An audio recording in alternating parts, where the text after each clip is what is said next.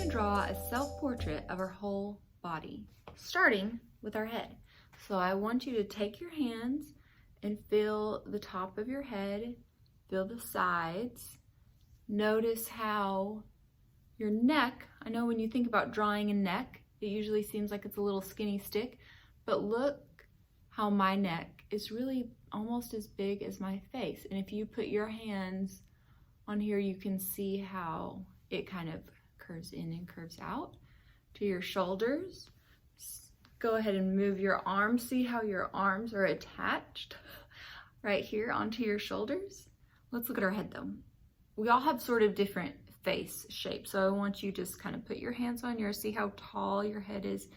See how you have this part between the top of my face and my chin, but a little higher, I have the top of my head and my chin. Notice that your eyes are not in the very top.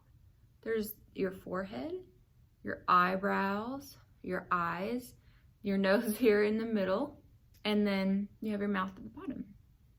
Notice that if you put your fingers, don't pick your nose, if you put your fingers here by your nose and go out, see how your ears are right there even around to your nose, and look the top of your ears, put your hands there, and then the top of your ears go all the way to your eyes. It's kind of a big ear, huh? Okay, so we're gonna work on drawing the top of our face before we move on to the rest of our body. Now that we have looked at our proportions, we're gonna try to draw our face on here, but small enough so that we can fit our whole body. And for a 5 or 6 year old, you're probably gonna be about 5 heads tall. So I have this cute picture of me that one of my 3rd grade friends drew. If I'm gonna use this as my head, and I wanted to fit the whole body on the paper, then I could hold my hands here and measure the top and the bottom. 1, 2, 3, 4, 5. And my feet would come down to about here. When you look at your paper, I want you to imagine how big your head is gonna be and just practice. 1, 2, 3, 4, 5. And you can see if is that too big? Like if I do my head this big, 1, 2, 3, I won't be able to fit enough on, so I need to go smaller. 1, 2, 3, 4, 5. Perfect. So I'm gonna do my head about that big. And for your head, I want you to use a pencil. I know that's really light on here, but if you draw lighter, then you can erase, but I'll draw darker so that you can see it. Now my hair is gonna be taking part of that. You wanna fit your eyes in, your nose, and your mouth. And you notice your nose is closer to the middle. Your eyes are between your nose and your top of your hair, and then your lips are down here at the bottom part. And you guys can draw those any way that you want. And I kind of just want you to look at yourself and notice some things. Like I notice my iris is round, but I notice my eyeball is an almond shape. You guys, yours are gonna be so much cuter than mine, I promise. You can do just the tip of your nose. I'm gonna give myself, I notice when I smile, my lips turn up and I have big lips. I'm gonna draw my eyebrows. And I also notice that my ears go all the way from my lips to my eyes, but I'm probably just gonna draw the bottom of my ears because usually they're hiding in my hair. So I can draw my hair over that. And I have curly hair, so I can draw my curls. And also I can draw my neck. So once you get this part done, we're going to trace that with Sharpie. And then we're gonna try to be super duper brave and do the rest of it without drawing it in pencil first.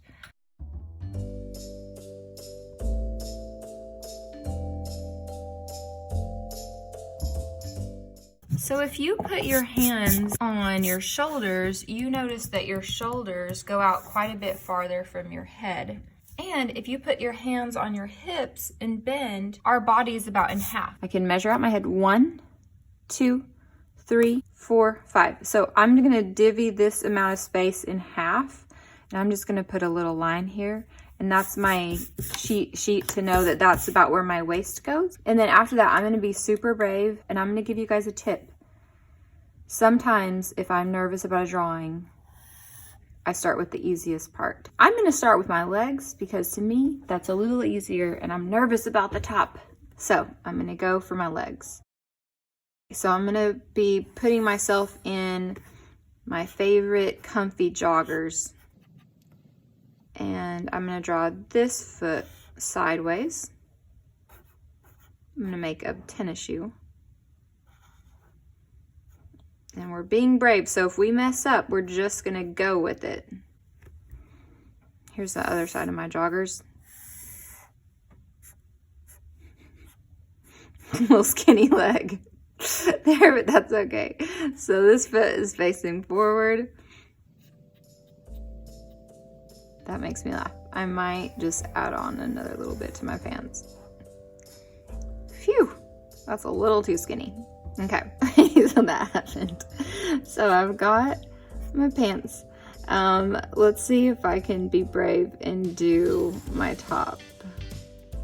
Let's see, my shoulders. I notice my arms are connected to my shoulders, and I notice that my elbows, if I poke myself with my elbow, it hits about to my waist. And then if I put my hand down and try to pinch myself, my hand probably made my arm a little too long, to be honest, but that's okay. So my hand goes about, I think this is my wrist, and this is where the rest of my hand is. And that's okay. It's a little bit not perfect, but that's fine.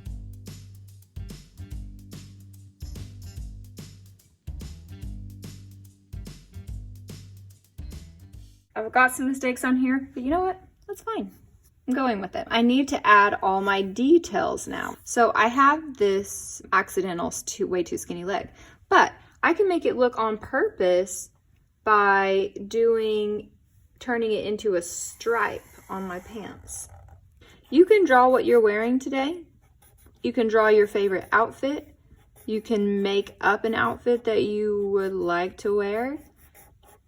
If you finish adding all the details to your clothes like Caroline did, you can add a background. These guys also have added a lot of details, spent a lot of time working hard adding details.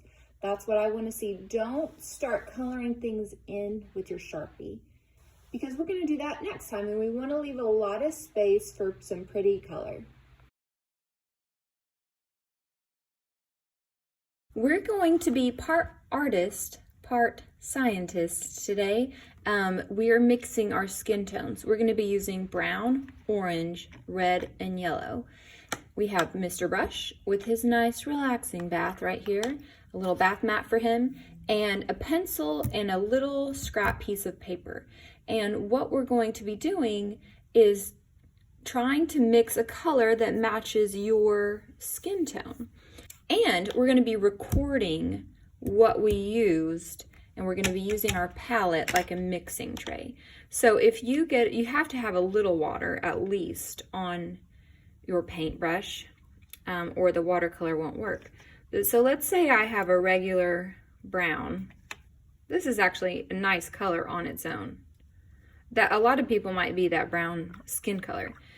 So that I could just write down brown plus water. Let's say you wanted to try, I'm going to compare it to mine. Mine has a little pink in it. So I'm going to add a little brown.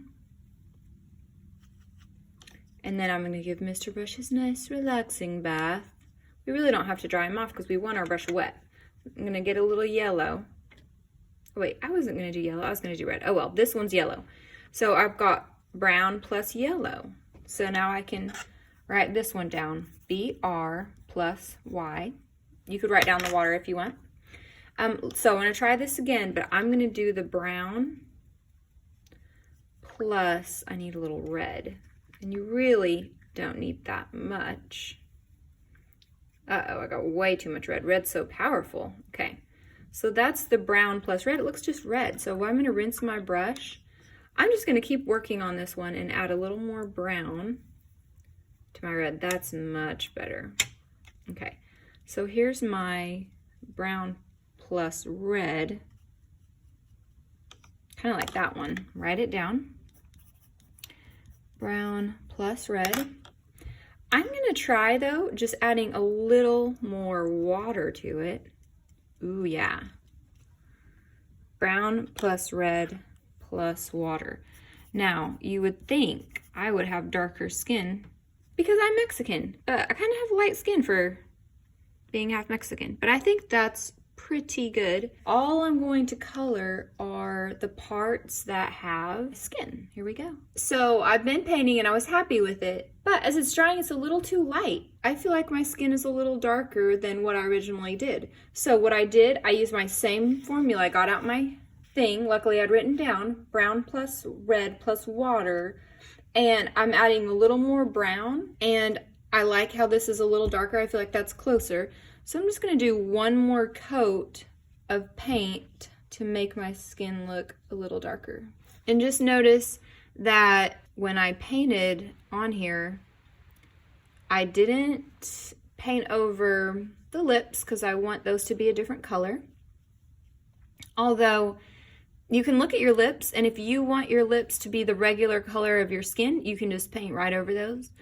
If you have, if you want to have pink lips, you can always use a marker. Let's say I'm looking at myself in the mirror and I'm seeing that my lips are close to my skin color, but maybe a little more red. So I'm gonna add a little more red to my skin color, and that is brown plus red 2 plus water, regular water. So now I'm gonna get a little smaller of a brush, and that's a good way to do the lips if you don't want them to be a bright marker color. Perfect. Let's add some more fun colors.